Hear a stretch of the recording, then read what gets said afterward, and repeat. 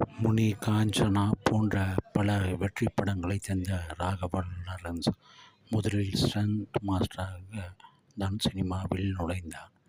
பிறகு super star Rajinikanth கூடிய பிறகு டான்ஸ் மாஸ்டராக ஆனார்.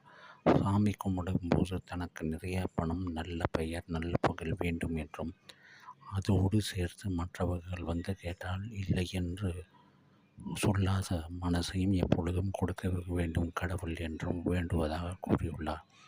இவர் காஞ்சனா ரைட்ஸை இந்தியில் 50 கோடி ரூபாய்க்கு விற்றுள்ளார்.